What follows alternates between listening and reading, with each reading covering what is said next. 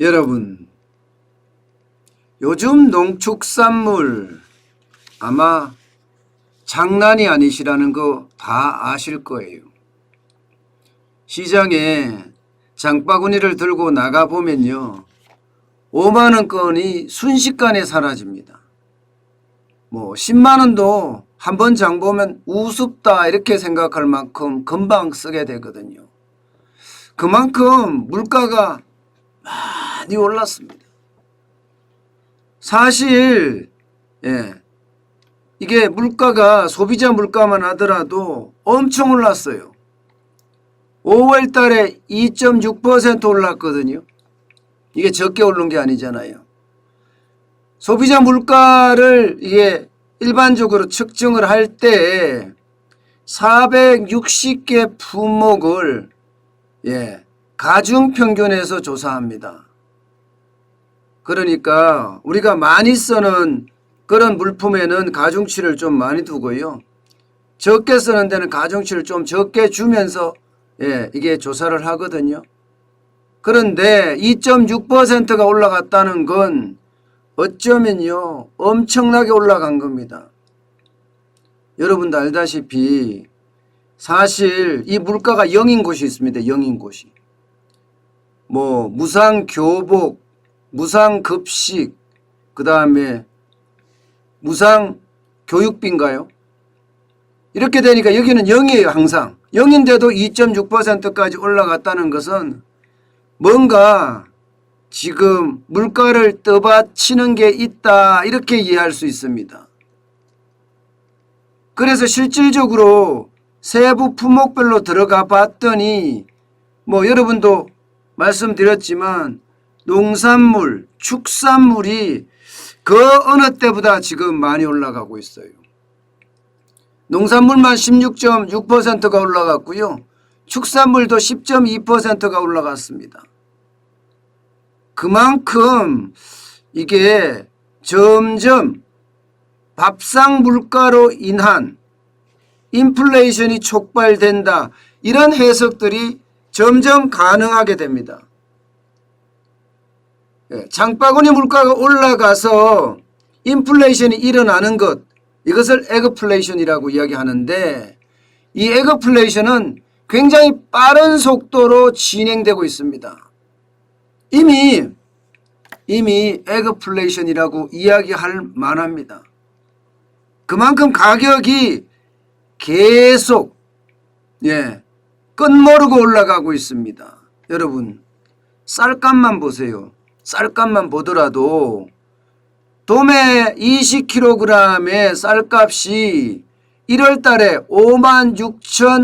56,548원이었던 것이 2월 달에는 57,430원으로 가더니 3월 달에는 58,501원으로 가다가 4월 달에는 58,523원, 그리고 5월 달에는 58,706원까지 올라갔습니다. 계속 우상향한다는 거잖아요. 쌀값이 계속 우상향한다는 뜻이니까 이거 봐라, 굉장히 많이 올라가는데, 이런 느낌을 들게 됩니다. 이 쌀값이 올라가는 이유는 여러 가지가 있지만 기본적으로는 최저임금이 많이 오르니까 시골의 인건비가 많이 올랐어요. 인건비가 오르는 만큼 쌀값도 올라간다 이렇게 봐야 되거든요. 게다가 실물이잖아요. 실물. 시중에 돈을 많이 풀어놨으니까 실물인 쌀은 그 어느 때보다 많이 올라간다 이렇게 보는 겁니다. 계란도 지금 마찬가지입니다. 계란도 계속 우상향이에요. AI가 지난 겨울에 한반도를 강탈을 한 이후에 만 원까지 올라갔던 특난 30개가 어느 정도 좀 안정세를 보이는가 싶었습니다. 1월 달에만 해도 5,022원이었거든요. 2월에는 5,998원, 3월에는 5,941원, 4월에는 5,952원, 5월에는 6,260원까지 올라갔습니다. 이게 계속 올라간다는 자체, 우상향하고 있다는 자체는요, 다양한 이유로 에그플레이션에 가깝다 이렇게 이야기할 수 있습니다. 계란이 왜 올라갈까요? 계란이 올라가는 이유는요, 물론 여기도 인건비에 대한 문제도 있지만 이게 사료값이 많이 올라가기 때문이에요. 예. 전 세계 사료로 쓰는 곡물값 지금 폭등하고 있잖아요. 거기에 영향을 받아서 계란까지도 지금 많이 올라가고 있다는 뜻입니다. 예. 그런데 이것을요, 그래프로 나타내 보면, 아, 지금이 에그플레이션 맞다, 이렇게 생각할 수 있습니다. 여러분 보세요. 거의 뭐 엄청나죠? 엄청나죠? 전년 대비해 보면요, 예, 2021년 1월이 13.3%입니다. 2월은 무려 18.8%예요. 3월도 15.9%고 4월도 15.5%, 5월도 14.2%입니다. 이 정도면 에그플레이션이라고 이야기할 수 있겠죠. 예, 저는 농축산물이 워낙 많이 올라가기 때문에 여기에 수반되는 인플레이션, 돈의 가치 하락은 어쩌면요, 이제 당연한 결과를 가져올지도 모릅니다. 지금 현재 상태로 보면 농축산물만 놓고 봤을 때는 지금 하이퍼 인플레이션입니다. 거대 인플레이션이라고요. 거대 인플레이션. 하이퍼보다가 거대 인플레이션, 빅 인플레이션이라고 이야기할 수 있죠. 그만큼 인플레이션 위험이 굉장히 빨리 우리 피부로 와닿고 있습니다. 여러분, 문제는요, 앞으로입니다. 앞으로. 지금 앞으로 어떻게 될 건가, 이게요, 정부도 굉장히 지금 고심하고 있는 부분이에요. 이 밥상 물가가 올라가게 되면 인플레이션을 감당하지 못할 수도 있거든요. 여러분, 지난 5월에 지금 역대 최고 강수량을 기록했습니다. 여기다가 저온 현상이 지금까지도 지속되고 있습니다. 저온 현상이. 이게 강수량이 많고 저온 현상이 계속해서 이렇게 됐다면 농산물의 생육에 어떤 결과를 미칠까요? 이게 생육에 심각한 영향을 미칩니다. 햇빛을 덜 받게 되고요. 거기에 따른 저온 현상 때문에 덜 자라게 됩니다. 그러면 생산이 떨어질 수밖에 없어요. 작황이 부진할 수밖에 없다는 이야기입니다. 작황이. 여기에다가 6월 장마 이야기가 지금 나오고 있습니다. 6월 장마까지 겹치게 되면요, 이것은 예외 없습니다.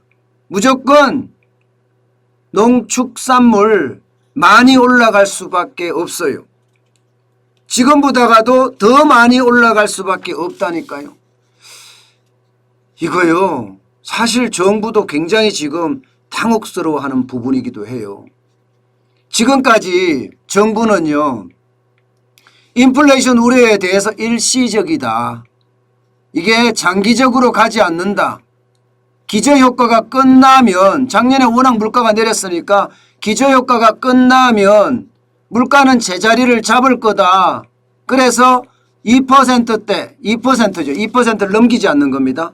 2%를 넘기지 않는 1.8, 1.9%대 이것을 유지할 거다. 이렇게 지금 이야기를 하고 있거든요. 정부는요.